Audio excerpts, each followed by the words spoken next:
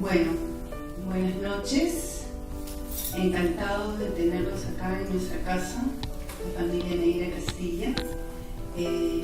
Esta noche es muy especial porque todos estamos acá reunidos, los amigos y la familia, mi mami, mi hermana que ha venido de Londres, mi hija de Australia y falta todavía Tim, el esposo de Anita, y a ustedes, los amigos entrañables y queridos de nuestro entrañable Pepe, ¿no? Estamos reunidos, les dije, para la presentación de su libro Reflexiona tu vida. Con ustedes, José Nímer Neira Castilla.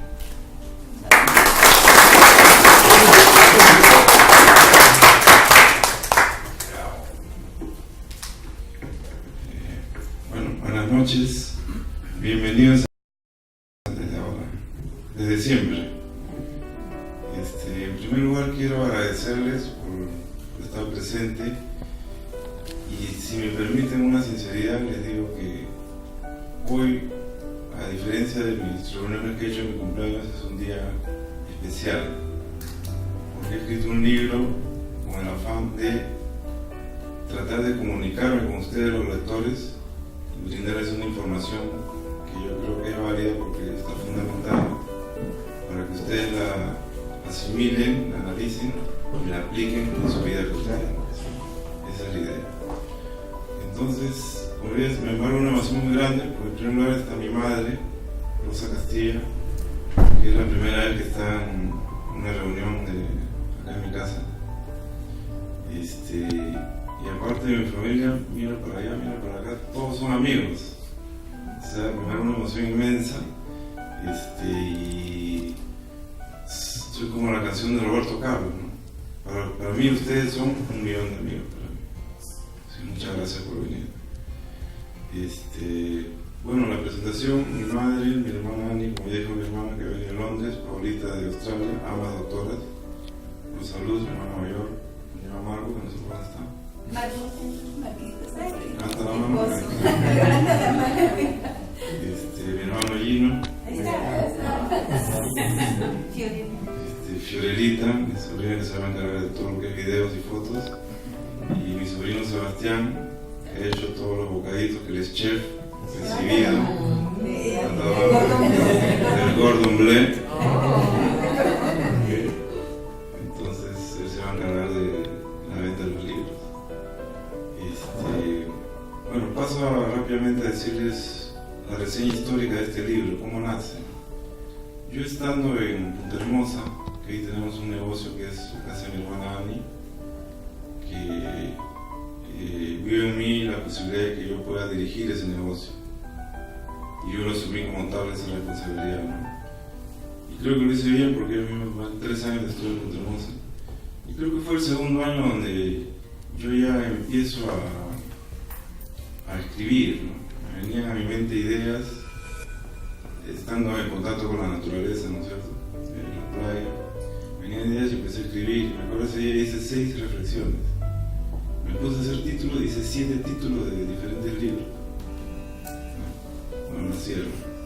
Y yo le puse reflexión a tu vieja para este primer libro. Y después les cuento, ¿no? Rápidamente. Yo siendo adolescente, una edad difícil en todo ser humano, sea hombre o mujer, al no tener un apoyo, digamos, emocional o de pensamiento y de sentimiento, tuve que refugiarme en libros de autoayuda, que realmente venían de Estados Unidos, ¿sí? Entonces me encantaba ya desde esa edad leer esos libros, y al leerlos ¿cómo se puede decir? Fundamentaba lo que yo pensaba, o sea, encontraba eco, o sea, sentía que estaba por el buen camino. Y me leía inteligencia emocional, todos esos tipos de libros. Y también a la vez, paralelamente, me gustaban las frases célebres de los grandes pensadores, los grandes eruditos como Gandhi, Confucio, los filósofos, Aristóteles, Platón. Me fascinaba, pero siempre me quedaba como se dice, con el gustito en la boca, ¿no? Porque cada reflexión era súper interesante, pero yo sentía que faltaba algo, faltaba un desarrollo, una explicación, algo más amplio. Y me pasé buscando durante años, buscando algo que sea así, y nunca lo encontré. ¿Okay? Entonces en ese momento yo tomé la decisión, bueno, yo si no encontraba ese tipo de libros, pues yo lo voy a hacer. Dije en ese momento. ¿Y qué pasó en ese momento? Reté a mi mente a que actúe a mi favor. Así de simple. Y mi mente respondió. Pero así que empecé a hacer reflexión. Actualmente cuento con 213 reflexiones y cuento con material para hacer 7 libros, o sea, 6 más aparte de este. Lógicamente dependiendo de la acogida que tenga el libro y todo lo demás. Y bueno, eso más o menos es la reseña histórica del libro. Y espero que ustedes lo puedan aquilatar, que lo analicen, que lo critiquen ahora mismo, si pueden. Para mí sería bestial. Cualquier tipo de pregunta, si yo no lo puedo responder, acá va a estar Pedro que me va a ayudar. Así que quiero que todos participen. Yo soy ahorita el anfitrión, pero yo solo a través de mi libro transmito ideas, transmito verdades que son científicamente plasmadas, sobre todo la parte intangible del ser humano, que es nuestra mente y nuestra forma de sentir. Entonces, ese libro está enfocado hacia eso. Entonces, paso a darles el paso a Pedro Martínez Valera, que recibe va a ser el prefacio del libro. Un aplauso.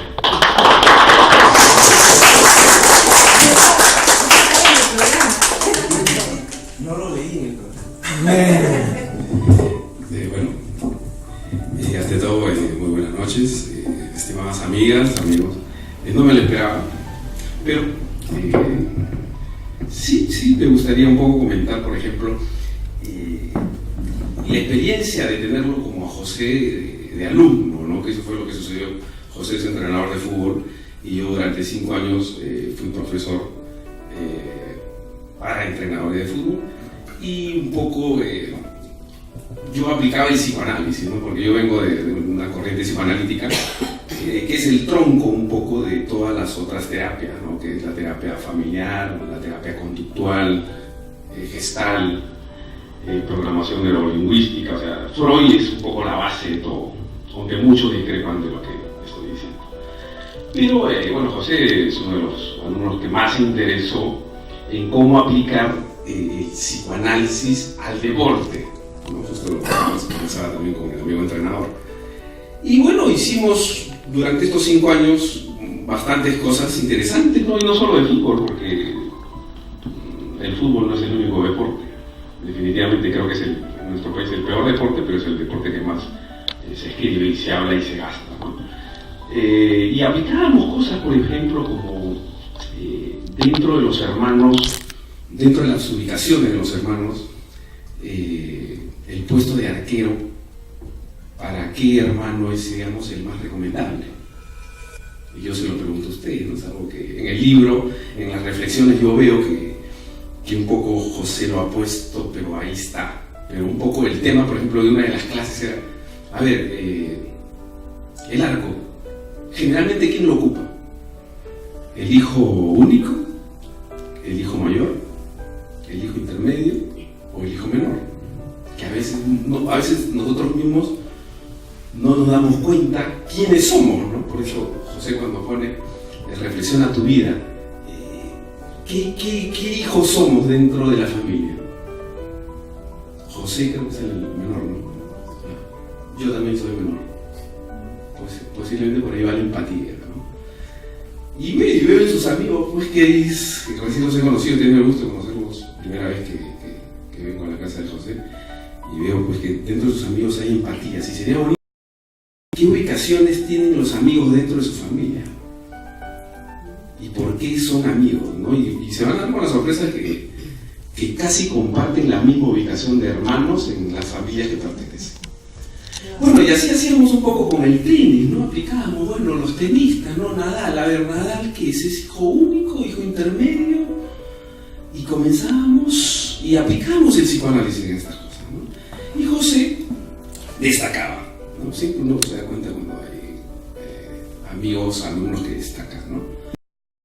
Empeñoso, pues en la clase era de 7 a 10 de la noche, nos quedábamos 6:30 hasta que nos apagaban las luces, ¿no? Y teníamos que irnos todos, ¿no? Y en la calle seguíamos hablando del psicoanálisis, aplicándolo al deporte, ¿no? Yo estoy sumamente complacido de haber visto el borrador del libro, haber tenido la oportunidad de, más que recomendar, simplemente felicitarlo, ¿no? Porque en nuestro país escribir un libro ya es una empresa arriesgadísima y publicarlo es pues doblemente arriesgado, ¿no? Generalmente en nuestro país las personas que se llevan las utilidades del libro no son los autores, sino son los que comercializan, ¿no? Llámese Crisol, llámese las librerías, ¿no? Entonces, bueno, pero escribir un libro, pues yo mucho digo, es como una mujer, el dar a luz, ¿no? Después de que tu libro lo publicas, después de que nace el niño, viene esa depresión posparto, ¿no? En el autor sucede eso, el hecho de que ya acabó tu libro, y bueno, pero ahora viene la parte más difícil, ¿no? Que es la comercialización, la publicidad y la venta, ¿no? Como dice José, hay 6 libros que están en el horno. El primero es el que tiene que comenzar a hacer el carbón para que los otros comiencen a vender. Bueno, finalmente les digo que me gustaría estar de acá un tiempo, que no sé, conversando sobre los otros libros, ¿no? A veces en la vida nosotros, como padres, como hijos, vivimos, pero a veces no sabemos por qué estamos viviendo, ¿no? Un poco, esto me decía un psicoanalista ayer, me decía, si a nuestro auto cada cierto tiempo le hacemos un lavado y engrase, y nosotros como personas cada cierto tiempo vamos donde un psicólogo, donde un psicoterapeuta, no, en nuestro país, en otros países la cultura es diferente, ¿no? En Argentina ir a un psicoanalista es como ir a un odontólogo, ir al dentista. En nuestro país ir a un psicólogo es como que estás loco, ¿no? Pero más loco es la persona que no va al psicólogo, ¿no? O no va donde el psicoterapeuta, ¿no? Entonces ojalá, bueno, que el libro sirva para un poco dónde queremos ir, ¿no? Trabajamos todo el día y a veces no nos sentamos a decir, bueno, ¿qué quiero hacer con mi vida? ¿No? ¿Qué quiero hacer? A veces uno acumula cosas y después no sabe para qué las has acumulado. Bueno, muchas gracias y verdaderamente yo les agradezco a ustedes la presencia y bueno, esta es una muestra del cariño que le tenemos todos a José. Un aplauso por él. Gracias.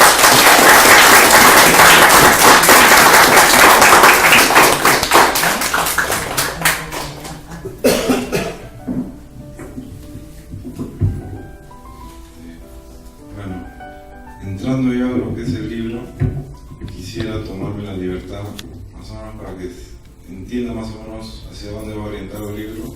He escogido 3 reflexiones que las voy a plasmar ante ustedes y quisiera que ustedes participen, que me pregunten. Pues yo sé que cada uno de ustedes por lo menos tiene una pregunta, alguna duda. Yo quisiera disipar esa duda relacionada al tema que les planteo. A mí me pueden cortar en cualquier momento y me dice, José, pienso eso. ¿Sí? ¿Estamos de acuerdo? Okay. La primera reflexión dice así: despréndete de tu ego y entiende el luego. ¿A qué se refiere? Nosotros conocemos a las personas egocentristas, ¿no? ¿A quién se le dice personas egocentristas? A las que parten de sí mismos para apreciar el mundo, cosa que es totalmente rara. Nosotros, yo siempre pongo el ejemplo de la playa, ¿no? Nosotros como somos en la playa como un granito de arena de la playa. Somos eso, parte de la naturaleza, pero somos un granito de arena. Pero así como somos un granito de arena, cada granito de arena es importante para la playa. Porque ¿qué pasaría si sistemáticamente se vaya granito a granito durante un tiempo? Durante un tiempo se va a desaparecer la arena, y sin arena ya no hay playa, queda el mar, nadie se baña. Entonces, o sea, cada granito de arena que somos nosotros somos importantes, tanto para la sociedad como para nuestra familia y nuestro grupo de amistades. ¿Okay? Entonces, tener la capacidad de desprenderse de uno mismo es percibir la vida de otra forma, es percibir la forma de una manera humilde, ¿no es cierto? O sea, la vida hay que saber vivirla. ¿Para qué? Para buscar la felicidad, que todos la buscamos de una u otra forma, pero desconocemos, a veces la buscamos en donde no está. Hay que saber dónde se encuentra la felicidad. Entonces, el poder del desprendimiento, yo siempre pongo un ejemplo a mi madre, que ella no ha tenido estudios superiores, ni siquiera ha concluido sus estudios de primaria y secundaria, pero sin embargo no sé de dónde ha sacado tanta sabiduría para criar a unos hijos como somos nosotros, tan unidos que somos un solo puño, y eso no se ve. Yo veo ese no es común acá en nuestra sociedad, ¿no? Gracias a ella y a mi padre que está en el cielo, que nos brindaron sobre todo decencia, honestidad, integridad y manejarse para el bien y dar, porque ella siempre da. Mi mamá no tiene enemigos, todos son amigos, todos son sus hijos. Nosotros ya hemos aprendido a compartirla, porque no somos egoístas, porque ella va más allá de criar un hijo. Ella está viendo por todo su entorno, y es como la madre Teresa de Calcuta, ¿no? Yo la visualizo así. Te agradezco, madre, por estar presente y espero que te sientas orgullosa.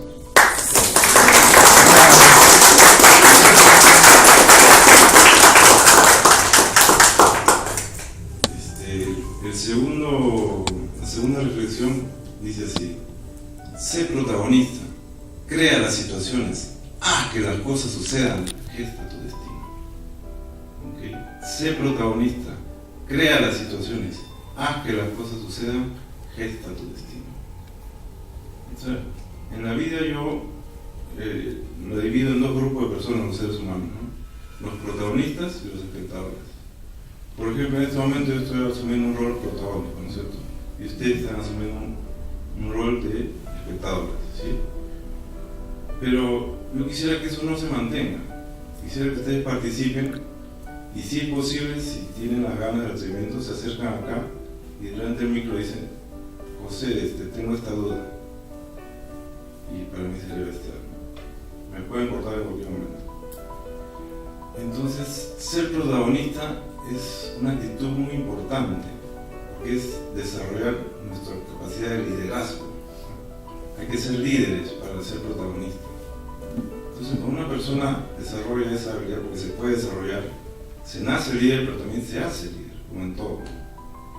Entonces, desarrollar la capacidad de ser protagonista, pero primero protagonista de tu propia vida.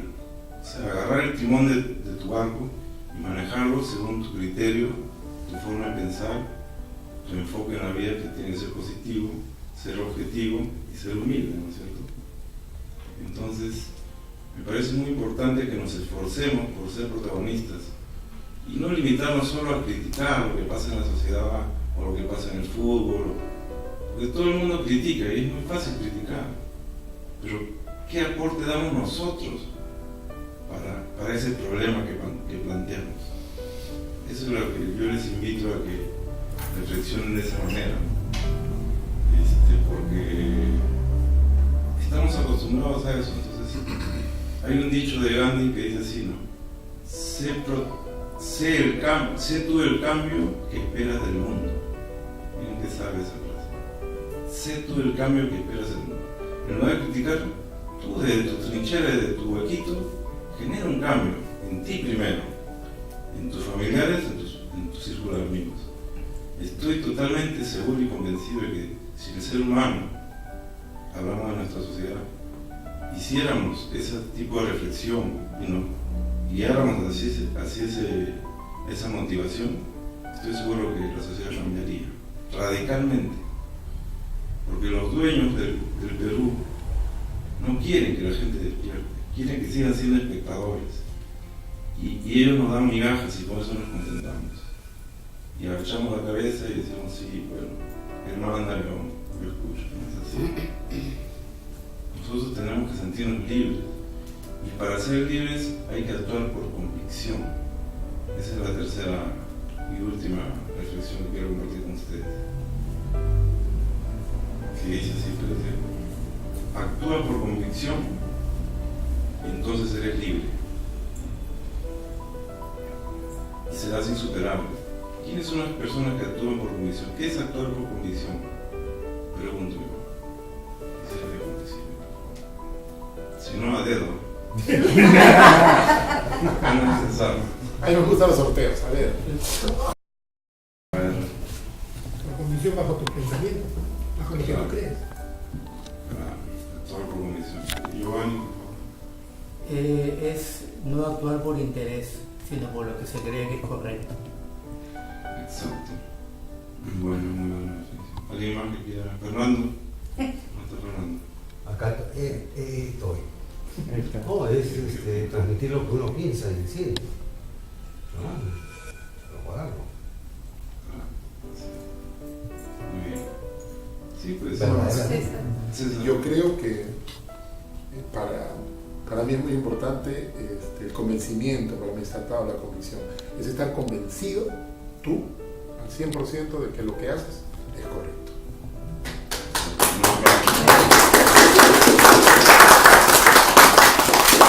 Exactamente, ese es el actuar por convicción. Todavía. Ya compró el pirata, creo, ¿no? Ya está la venta. Compró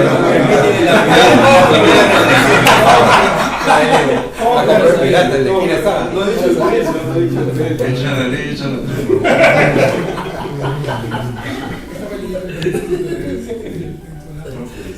O sea, actuar por convicción es entrar a otro nivel, ya, es entrar a un nivel excelso, que yo le llamo.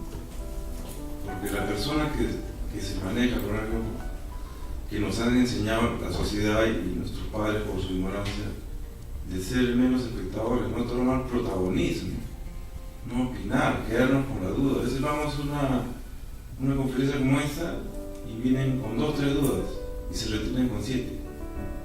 ¿Cuál es el negocio? Mejor se hubieran quedado en su casa con 3 dudas, ¿no? Entonces yo tengo una reflexión que dice, que no está en el libro, que dice, quedarse con la duda es actuar sin cordura.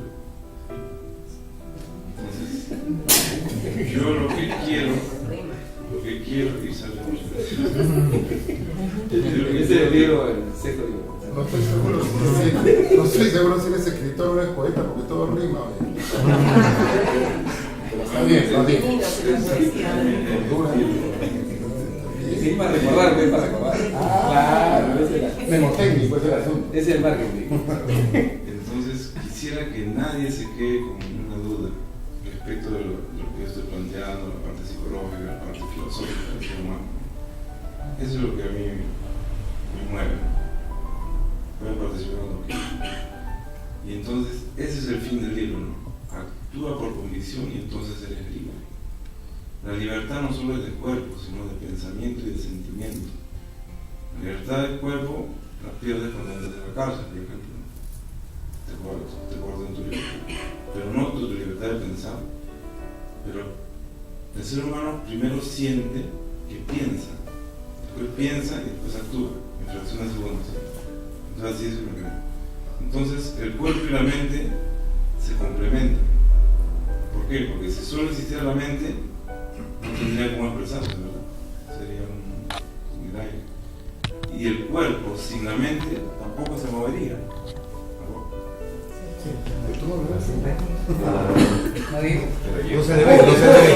No se le ve. Martín, No se le ve.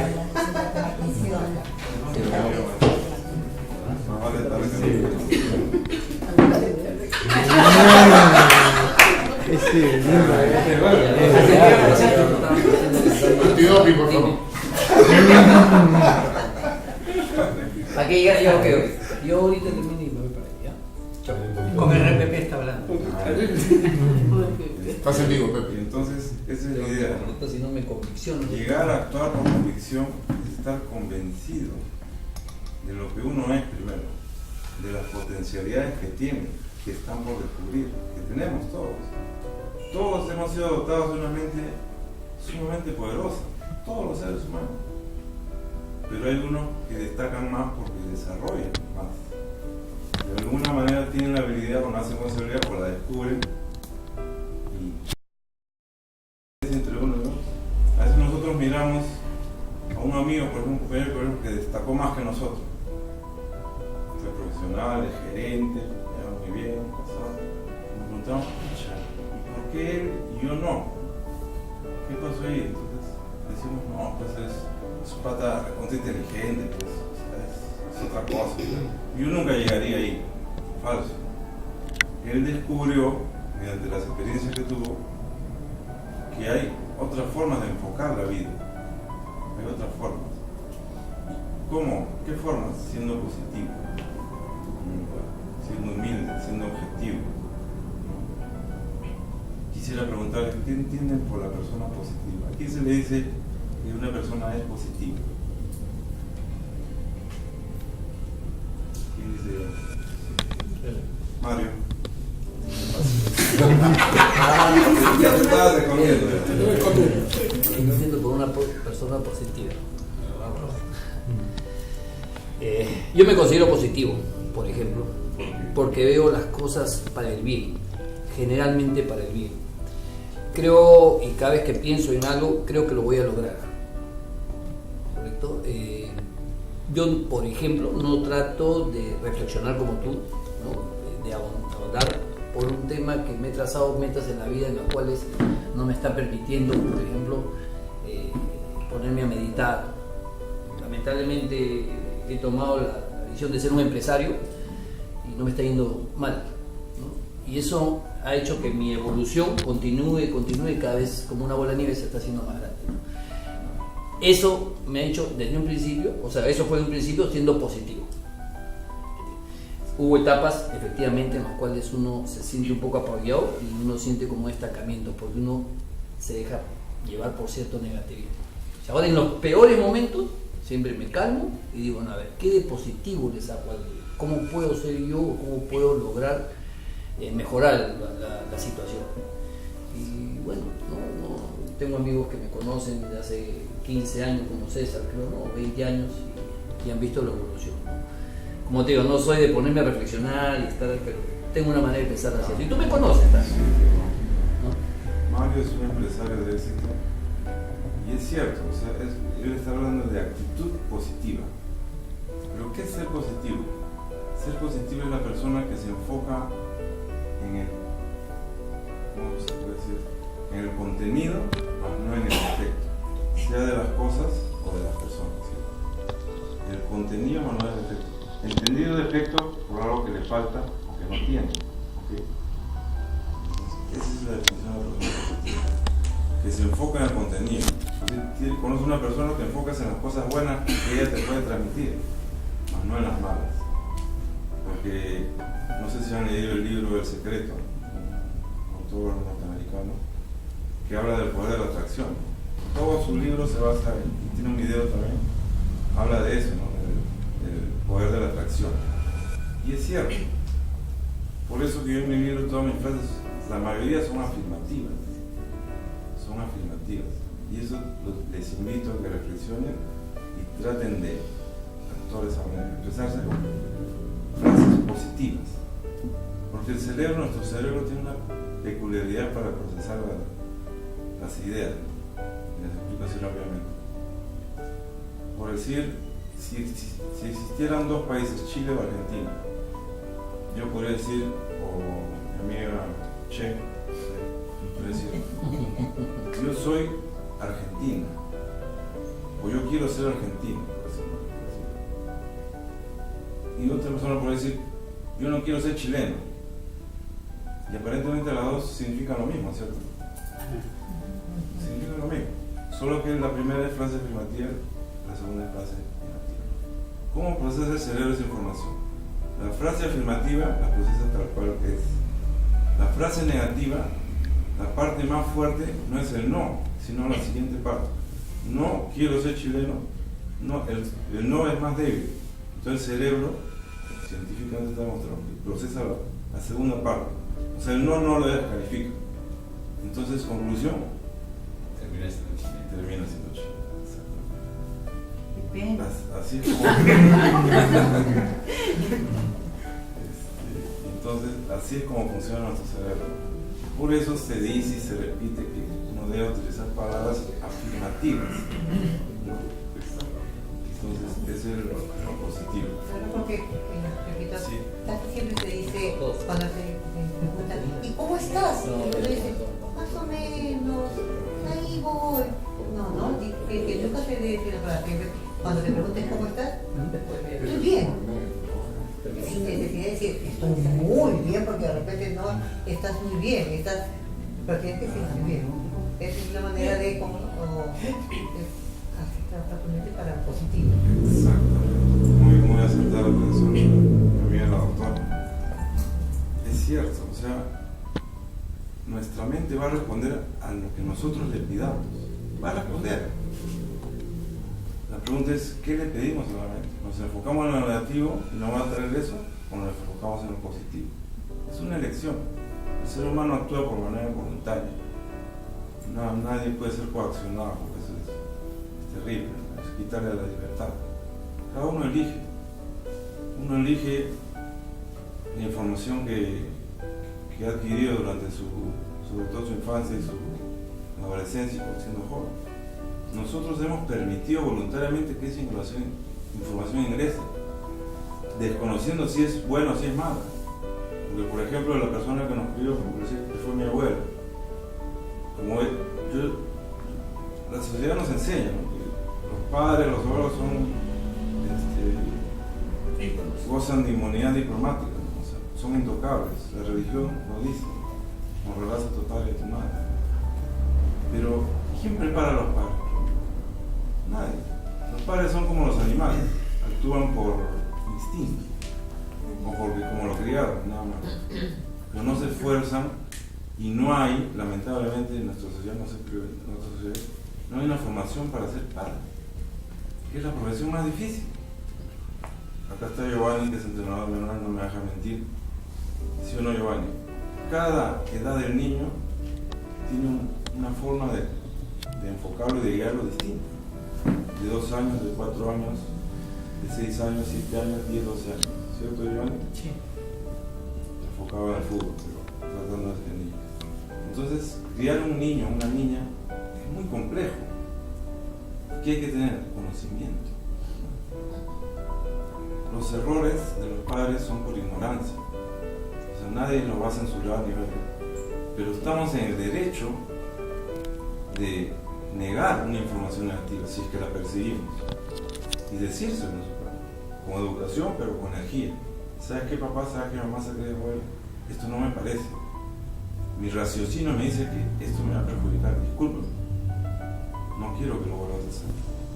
Si uno habla con esa determinación, la persona va a tener que aceptar, porque ve una actitud positiva, una determinación. Entonces es importante, porque generalmente los problemas del ser humano se gestan antes de que inicie un objetivo. ¿Alguna pregunta está? Y relacionado con el primer tema, la convicción, ¿no? Hablar con convicción y quitarnos el no. Bloquear el no.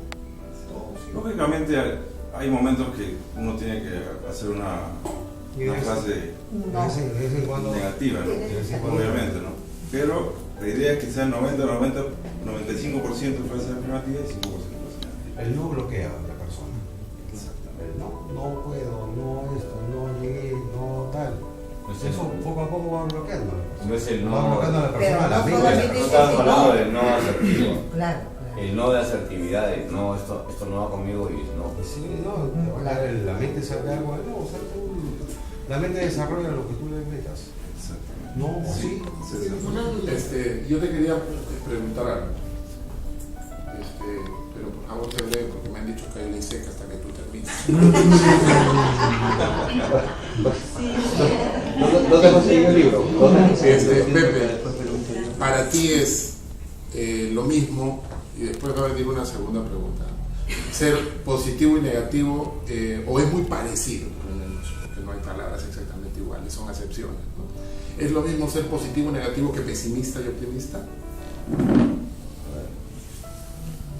Pido la ayuda de Pedro.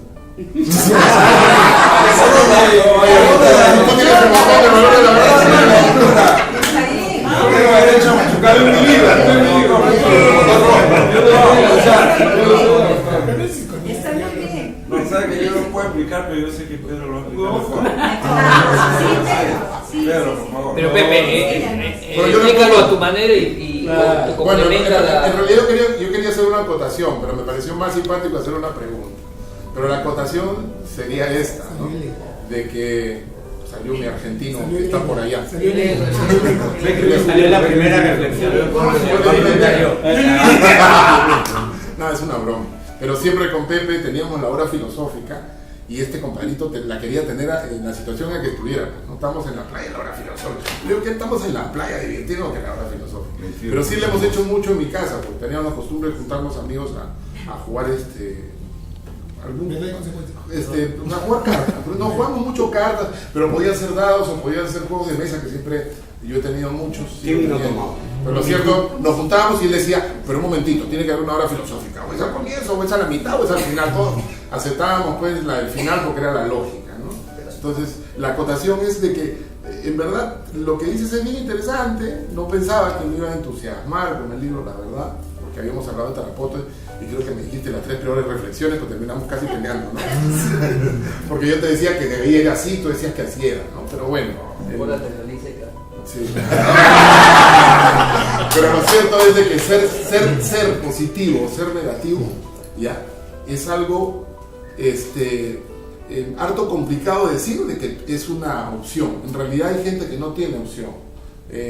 Hay gente que realmente genéticamente viene de un papá sombrío, una mamá mustia, y hasta los loros en esa casa seguramente eran mudos, ¿no? O sea, y todo era triste, y el tipo ha venido ya genéticamente cargado con esto de que es una persona que va a tender a ver todo negativo o todo de esa manera. Ahora viene la otra parte, ¿no? Cuando tú maduras y tú le incorporas a tu personalidad lo tuyo, ¿no? Que tú dices, yo quiero ser mejor, pues veo a todos que son aplanados, chatos, y tú dices, no, pues yo no quiero ser así, yo quiero ser distinto, ¿no? Entonces ahí viene la contrastación, ¿no? Mi papá me enseñó esto, yo veo esto, ¿yo qué decido? ¿No? Entonces hay gente que sí se supera, pero hay gente que le cuesta trabajo. Yo me considero una persona positiva como Mario, pero yo reconozco que depende de la época, pues. Porque también ahora te viene la vaina que te viene la edad y te viene algo que se llama andropausia en los hombres, así no lo querramos reconocer.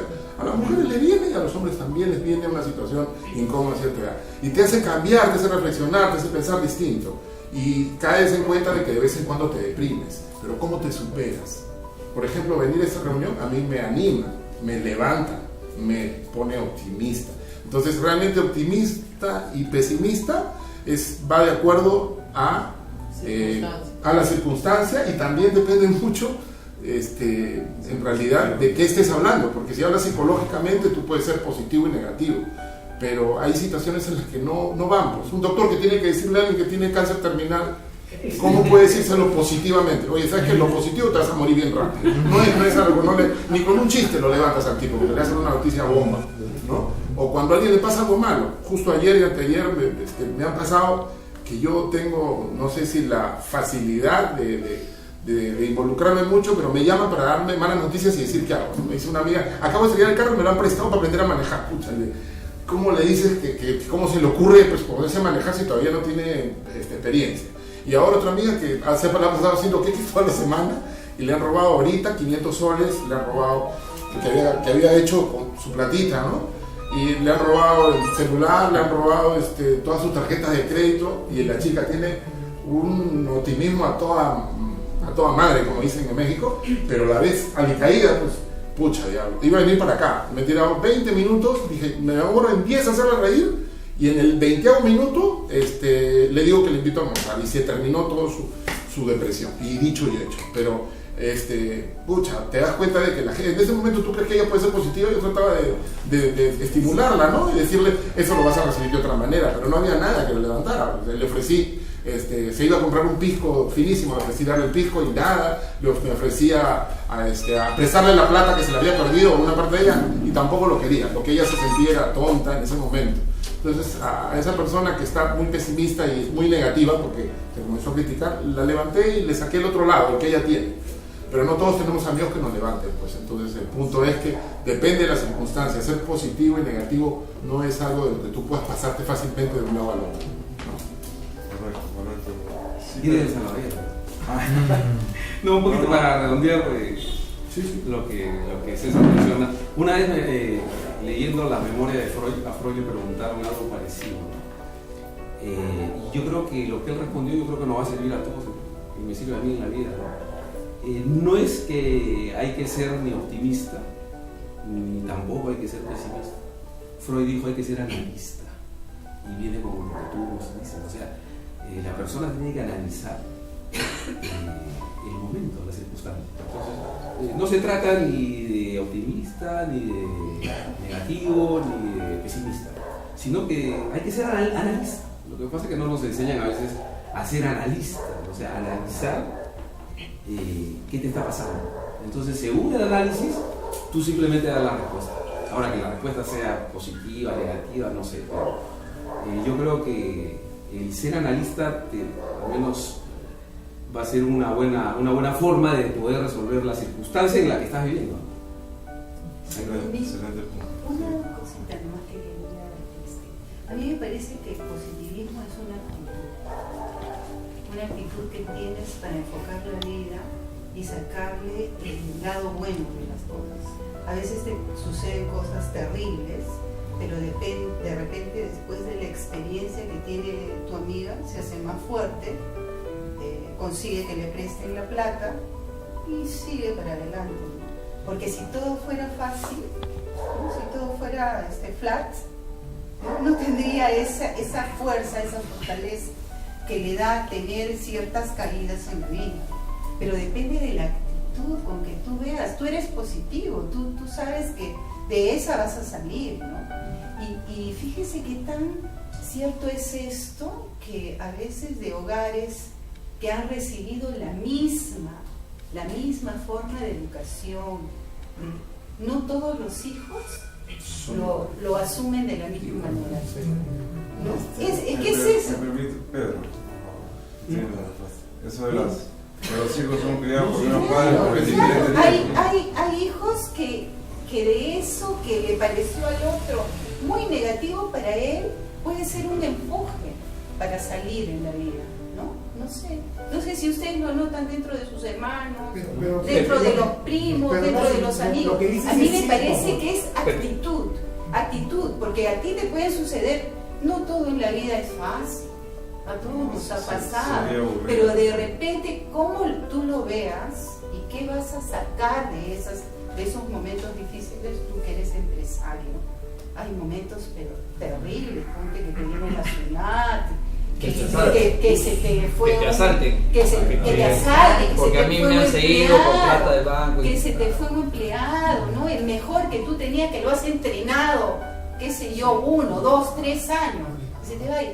Pero tú que ahí tienes tu segundo, que ya lo preparaste. Tú el segundo ya lo preparaste, él ya salió. Y si no se iba ese, no sabías la potencialidad que tenía el otro. O sea, de cada cosa mala que puede haber, pueden sacar algo bueno. Y además, ¿sabes qué? Que si no hay cambio, no hay nada. Las cosas no pueden ser. La vida es un cambio permanente. Un cambio permanente y hay que sacarle provecho a ese cambio. Pero un tema con respecto a lo que él está diciendo, una mezcla, digamos. Si yo analizo en un momento en que no me siento bien, mi análisis no va a ser adecuado. Yo he tenido problemas personales, empresariales, familiares, ¿no? Y cuando tengo un problema que no lo puedo resolver y veo que no, yo espero el momento en que me sienta bien, que me sienta con todo ese ánimo positivo para adelante. Es más, he tenido problemas graves que digo, no, ya no, pero hay que hacerlo. No, señores, esperemos unas horas, porque no me sentía de una manera adecuada para resolverlo en ese momento. Y después me ha venido ánimos, porque bueno, el trabajo es así, y cuando me he sentido bien, he abocado el problema, me he enfocado y se ha resuelto relativamente bien, ¿no? Esa es una manera en que yo pienso. Entonces no es que sea uno negativo o pesimista, hay etapas, hay momentos. En un día uno tiene momentos de alza y momentos de baja, ¿no? Igual en la vida uno tiene momentos de alza y momentos de baja. El tema es mantener los momentos de alza lo más posible. Mientras mejor se mantenga uno en la parte superior. Ahora, eso no significa que no haya. Cuando yo me siento, lo que hago es descansar. Cuando sé que me está apoyando algo, prefiero no pensar, no sé, y me retiro, me extraigo de donde sea. Así me llamen, no importa, y me voy. Hasta que agarre fuerzas. Esa es mi manera de enfocar.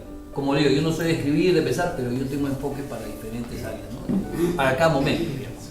Pero eso también sigue siendo optimismo y sigue siendo una buena decisión, porque en realidad tú estás decidiendo postergar. ¿Por qué? Porque te sientes, pero te sientes, ¿por qué decides eso? Porque sabes que te sientes mucho mejor cuando pasa un momento y viene la calma y tú puedes pensar mucho más celularmente. Me voy para los 60 años, 50 y pico, yo estoy seguro que a los 30 tomé una decisión inmediata. Sí. Y dije, uy, pero ¿por qué me salió mal? Porque yo vine, horas antes o días antes ya venía cargado de una manera no positiva, un poco pesimista, si quieres llamarlo así, ¿no? Negativa, y no tomé una decisión. Sigue siendo genético, porque los latinos somos así. Te aseguro de pero que fíjate, hay personas que han vivido en Inglaterra, ¿cierto? ¿No? Yo tengo... Y saben que los ingleses no tienen tanto eso de postergar las cosas, son bien fríos para decidir, distintos a nosotros. Es genética también, ¿no? Ellos al contrario, no toman la decisión, los europeos no toman la decisión inmediatamente. Yo he visto que son más fríos, pero son más fríos para decidir. Sí, tienen la facultad pero que... los latinos son más esperanzados en las cosas. Exacto. Creen que la cosa va a cambiar. Pero somos más emotivos los latinos. También es un tema emotivo. Al final lo reduce como un tema de positivismo. Apasionados. Y un apasionado no puede tomar una decisión real y calculada, ¿no? Entonces creo que una persona que es más, por ejemplo, dando un ejemplo, algo, sentimientos. A un latino se le muere la mamá y tú ya vas a saber cómo va a reaccionar. Se le muere la mamá a un inglés, ¿tú crees que las reacciones se parecen? Definitivamente el sentimiento interno puede ser igual, pero yo hablo de la reacción. Tu reacción, tu cerebro, cómo funciona. Tu corazón puede estar latiendo, tienes arritmia, estás al perro, pero tu cerebro... Sobre el mismo tema, o sea, si vas al tema del análisis, o sea, en la situación, en el momento en que te encuentras, el frío análisis es, estoy equilibrado, entonces sí tengo un análisis. Decido recién. Ok, de acuerdo. Pero como tema de positivo, el positivo lo único que piensa es que, esto pasa hoy día, pero mañana será mejor. Esa es la forma de verlo. Y agarras y te enfocas a eso, a mejorar lo mal que está en ese momento, y nada más. Lo que tengas que hacer, cómo lo decides, es un tema totalmente distinto. La actitud del positivo es, esto está mal, y mañana mejorará. Esa es la actitud positiva. Lo otro es lo que tu capacidad te permite hacer. No vas a resucitar a tu padre muerto, eso no pasa. ¿Me entiendes? Pero la actitud es, mañana mejora. Nada más, hasta ese tamaño. Después no mejora, pero las cosas mejoran. Por lo positivo también el ambiente, pero hace 25 años cuando el terrorismo nos votaba, nosotros no éramos tan positivos como ahora somos el mejor país del mundo para esto, exacto, la coyuntura, el momento, ¿no? A pesar que yo estuve en desacuerdo con que votáramos por Machu Picchu y votáramos por todo, no debemos votar, porque cada vez que votamos por algo, terminamos encareciendo el lugar. Yo le decía a todos, no voten por Machu Picchu, no es posible, no voten por Machu Picchu. Ahora en Machu Picchu hay que hacer 6 meses cola para poder entrar cómodo, ¿no? Porque uno puede ir en un tren todo apachurrado, pero no es así, ¿no? Pero lo que tiene beneficio lo es en otras personas. ¿Cómo que, por ejemplo? Los puqueños. No se escuchaban los puqueños. No, pero no se escuchaban que no pueden vivir.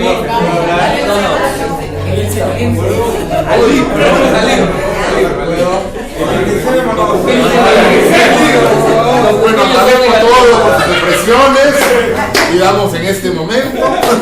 Lo siento, de verdad te lo ley seca, acuérdate. Sí, Pepe, tratando de retomar la hilación de las 3 reflexiones que escogiste para la presentación de tu libro.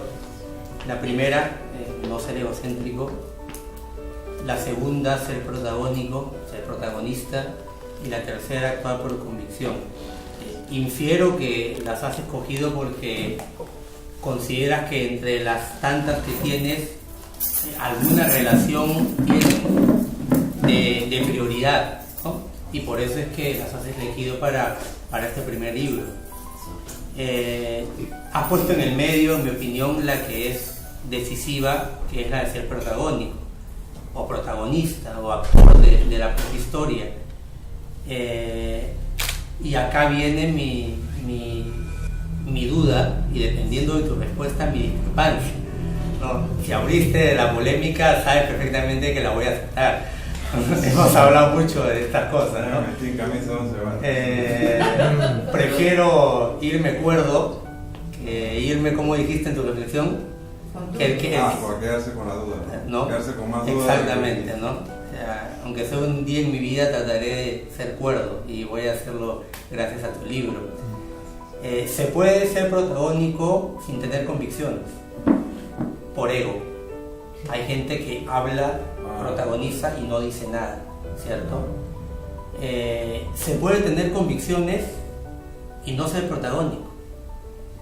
Hay una persona que puede tener convicciones muy firmes, pero no toma un rol decisivo en su familia, en el trabajo, en la sociedad. Ahí estamos de acuerdo. Ahora, ¿cómo ser protagónico sin ser egocéntrico? Ahí está mi pregunta. ¿Cómo ser protagónico sin ser egocéntrico? Te lo explico de esta manera. Tú estás hablando de comunicación. ¿Sí? Hablando de comunicación. Entonces, vamos primero a presentar, a plasmar qué entendemos por comunicación. Porque el egocéntrico es el que habla de él, y se va. Y todos se quedan, ay, sí, qué bacán, pero no hubo un intercambio. Entonces, la comunicación se da sí, solo si se cumplen 4 pasos, que son emisión del mensaje. Por ejemplo, persona, hacia ustedes, les plasma un tema como positivo, emite un mensaje, ustedes recepcionan el mensaje, elaboran una respuesta y dan la respuesta. Cuando se cumplen esos 4 pasos, se puede decir que yo he entablado una comunicación acertada o desacertada entre el hablante y el oyente. Entonces, esa es la comunicación. Más o menos trato de responder tu pregunta. El egocéntrico no comunica, porque no hay un intercambio. O sea, el que realmente sabe como que es un comunicador es el que lanza un mensaje, una opinión y espera. O sea, es que sabe escuchar. Espera que la otra persona le responda para ver si ha entendido el mensaje que le ha dado. Puede entender otra cosa también. Y se va con esa idea. Dice, pucha, y me haga machetear a mí, ¿no? Porque me ha dicho esta cosa, pero me entendió otra. Entonces, no es así. Entonces, tú lo que estás hablando es de comunicación. Y ese es más o menos para responder tu pregunta. El egocéntrico, el narcisista, ¿no? Es el que habla de sí mismo, habla, y no escucha. Como digo, la comunicación es un ida y vuelta constante. No sé si más o menos No, una parte. En la historia de la humanidad han habido grandes cambios, ¿no? Y muchos de estos cambios han sido producidos por liderazgos, ¿no? La historia reconoce un liderazgo positivo, el de Martin Luther King, ¿cierto?, que llevó a la sociedad a una mejora. La historia reconoce un liderazgo negativo en Hitler, que llevó a la historia de la humanidad a una decadencia, pero en ambos casos hay un movimiento egocéntrico. La persona que toma la decisión de liderar un movimiento para un cambio fuerte tiene que partir de una base de ego, tiene que considerarse capaz, tiene que considerarse líder, tiene que considerarse suficientemente influyente en los demás para que lo que considera que es bueno, malo, correcto pueda ser emprendido y seguido por más personas. Te lo llevo al término en que los dos más, por ser colegas en la profesión deportiva, José Mourinho es un excelente entrenador, pero el 50% de su éxito como entrenador lo basa en su ego, en que es capaz de por su ego convencer a los jugadores para que hagan lo que él quiere. Entonces, ¿cómo ser protagónico sin ser egocéntrico? ¿Es posible? Perdona, ¿por qué la necesidad del ego? No necesidad. El ego como móvil para ser líder. Basta con que con la persona se convence de que hay necesidad de cambiar algo y sin creerse que valga, puede ser líder y mueve a la gente. Puede empezar, pero no puede soportar una presión. No, ya eso es carácter. Yo estoy ahí, creo, no sé, uno puede tener convicciones y ser protagonista de su vida y no necesariamente tiene que ser uno famoso. Acá estoy seguro que muchos en su vida están muy bien, por eso, si no todos, tienen convicciones, son protagonistas de su vida y viven bien, no necesitan necesitan ser un Hitler, un Mourinho o lo que sea para ser un protagonista de algo. ¿Entiendes? Dentro de su humildad, dentro de lo que dijo, humildad, yo puedo ser protagonista de mi vida. El tema que va cuando dices que yo no quiero que otro sea protagonista de mi vida, eso creo que va el tema, ¿no? Correcto, supongo. Y una acotación también, o sea, no todos son líderes ni son el mismo tipo de líder que se imagina. Todo el mundo se imagina un líder autocrático y el democrático, que son los típicos líderes. No, mucha gente piensa en un líder como alguien que se impone democráticamente porque la gente te escoge, déjame terminar la idea, y luego la otra porque tú te impones por la fuerza, ¿no? Pero hay otros tipos de líderes. Por ejemplo, un líder que en las clases de talleres de liderazgo me llamó la atención porque me siento yo ese tipo de líder, es el laissez-faire. Es un líder momentáneo que en determinado momento, y eso lo puede ser casi cualquiera aquí, ¿no? Que tenga esa ganas de salir adelante. Hay un problema y tú te vas adelante. Y si hay un líder ahí autocrático o democrático, te mechas con él, pues, y entre los todos deciden, pero no dejas que él decida solo, pues se puede uno de ellos equivocar. Y luego, después de que resuelven el problema, tú te vas atrás y dejas que los que quieren quedarse adelante, comandando y quieren ser los famosos, quieren salir a la foto, los famosos figuretis, ¿no? Hay que se queden. Total, el problema ya se solucionó. Total, ya se solucionó, ¿no?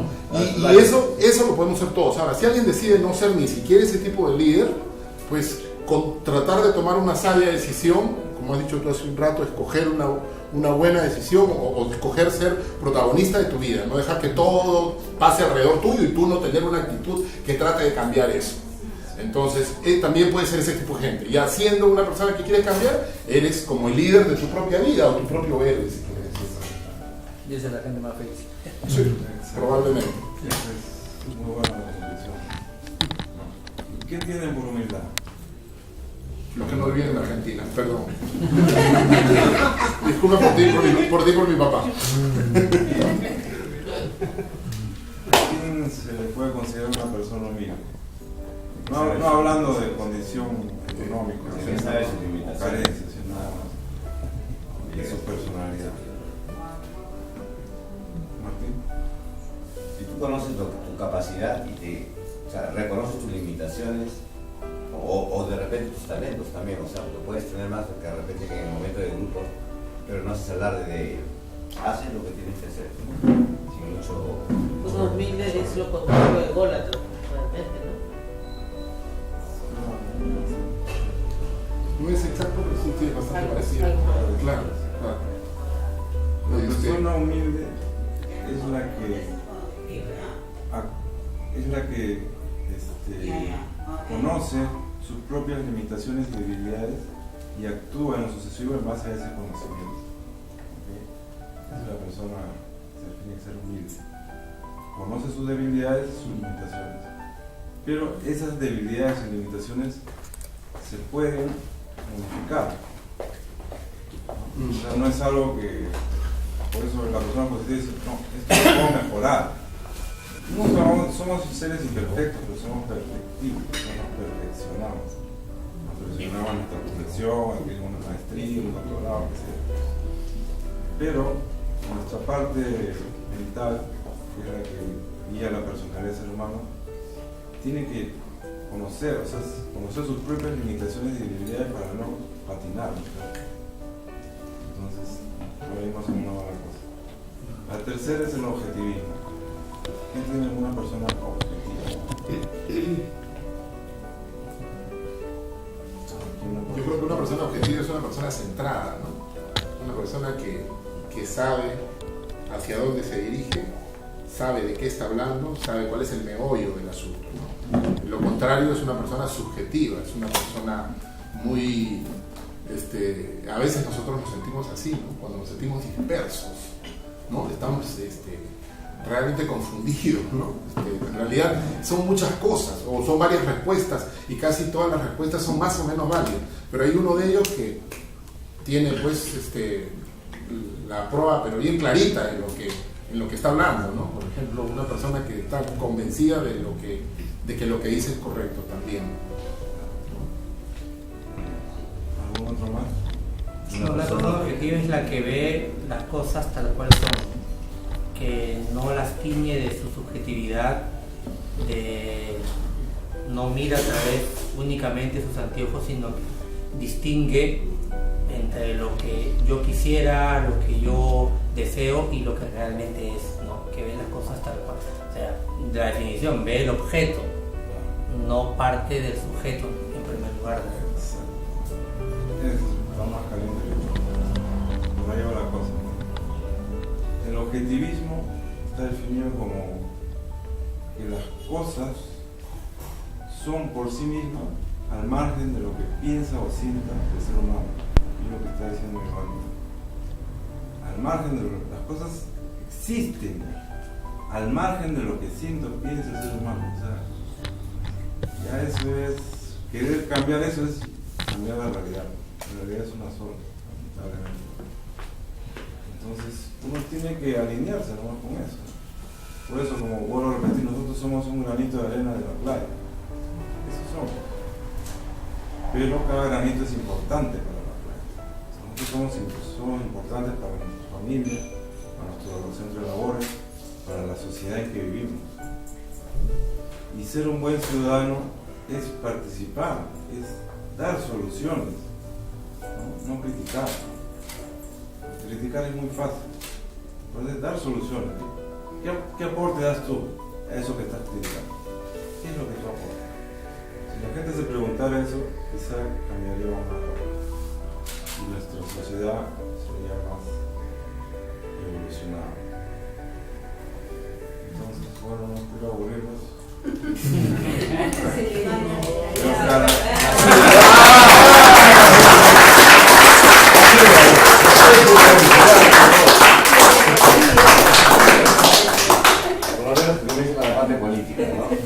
Se podría lanzar a empezar para una